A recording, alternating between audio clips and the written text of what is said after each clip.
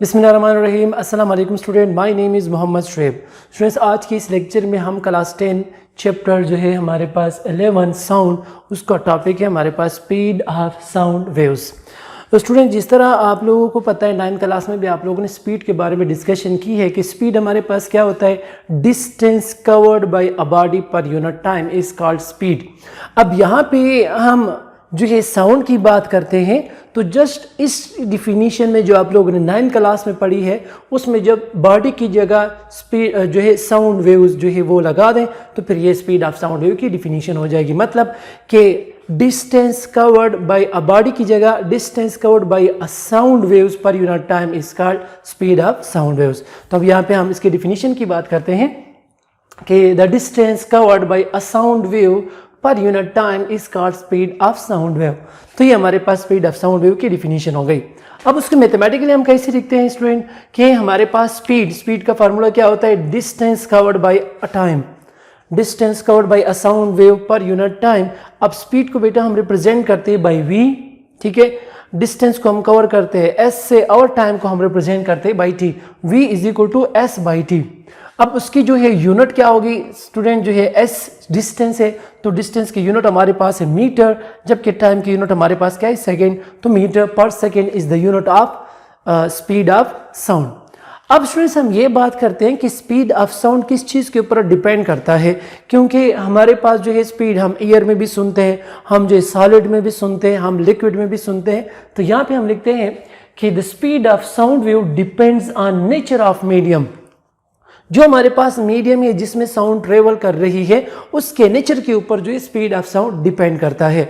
अब यहाँ पे हम लिख सकते हैं कि for example speed 80 degree centigrade, अगर हमारे पास टेम्परेचर 0 डिग्री सेंटीग्रेड है तो फिर हम डिफरेंट मीडियम्स में हम क्या करते हैं, स्पीड ऑफ साउंड चेक करते हैं। फॉर एग्जांपल हम सॉलिड में बात करते हैं कि सॉलिड में स्पीड ऑफ साउंड क्या है, कि speed of sound in steel, steel में हमारे पास स्पीड ऑफ साउंड कितनी होगी, 5050 मीटर पर सेकेंड। मीन्स कोई भी साउंड जो है वो स्टील में 5050 मीटर पर सेकेंड के साथ ट्रेवल करते इतनी स्पीड के साथ।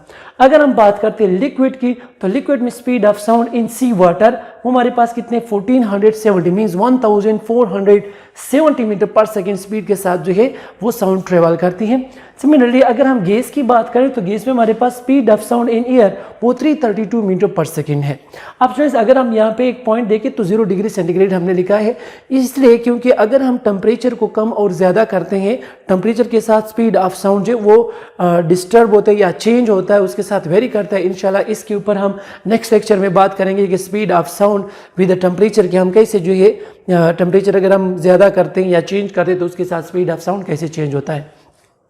अब देखिए स्टूडेंट्स यहाँ पे अगर हमने देखा तो सॉलिड में हमारे पास जो है स्पीड ऑफ साउंड सबसे ज़्यादा है, फिर लिक्विड में ज़्यादा है, फिर लास्ट में जो हमारे पास गैस आता है। तो ज़रा इसकी जो है नेचर के बारे में डिस्कशन करते हैं स्टूडेंट्स। अगर हम देखें सॉलिड तो सॉलिड का नेचर किस तरह होता है कि इसमें जो पार्टिकल्स ऑफ मीडियम या इसमें जो मॉलिक्यूल्स हैं वो एक दूसरे के साथ टाइटली बाउंडेड होता है, उसके दरमियान जो डिस्टेंस नहीं होती। तो अगर हम पार्टिकल्स ऑफ द मीडियम को देखें, यहाँ पे मैंने बनाने की कोशिश की है तो आप देख सकते हो कि सारे पार्टिकल्स ऑफ द मीडियम में बिल्कुल एक दूसरे के साथ अटैच है, टाइटली बाउंडेड है। तो अगर फॉर एग्जांपल यहाँ पे हमें जो है एनर्जी मिल जाती है या स्पीड ऑफ साउंड जो साउंड हम बातें कर रहे हैं तो यहाँ पे साउंड जो है एनर्जी मिल जाती है इस मॉलिक्यूल को या इस पार्टिकल को, तो वो इजीली जो है अपने नेबर को जो है वो एनर्जी ट्रांसफर कर देता है। सिमिलरली वो फिर नेक्स्ट वन को एंड लास्ट तक जो है वो साउंड जो है वो ट्रेवल कर लेता है या जो है डेस्टिनेशन तक पहुंच जाता है। तो अगर हम देखें तो यहाँ पे पार्टिकल्स एक दूसरे के ज्यादा नजदीक है तो यहाँ पे साउंड इजीली ट्रेवल कर लेती है विद अ लार्ज स्पीड।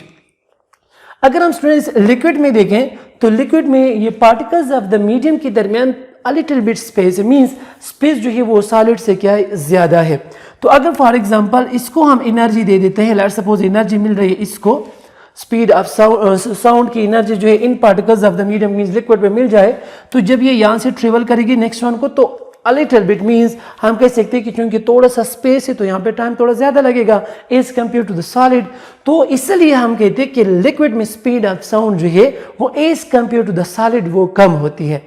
अच्छा स्टूडेंट, अब अगर हम थर्ड गैस की बात करें तो अगर हम गैस के मॉलिक्यूल्स को देखें तो उनके दरमियान जो डिस्टेंस है वो ज़्यादा मीन सेपरेटेड होते हैं, एक दूसरे से दूर होते हैं। तो अगर हम जो है इसको साउंड एनर्जी देते हैं, फॉर एग्जांपल एनर्जी मिल रही है, तो जब इस पार्टिकल को या इस मॉलिक्यूल को एनर्जी मिल जाएगी और वो जब सेकेंड वन को ट्रांसफर करेगी तो इसमें थोड़ा टाइम ज़्यादा लगेगा as compare to liquid, as compare to solid. तो हम कहते हैं चूंकि यहाँ पे डिस्टेंस ज़्यादा है, मॉलिक्यूल्स एक दूसरे से दूर हैं, तो यहाँ पे साउंड के लिए ट्रेवल करना थोड़ा मुश्किल होता है या स्लो जो है वो ट्रेवल कर रही होती है विद अ लो स्पीड।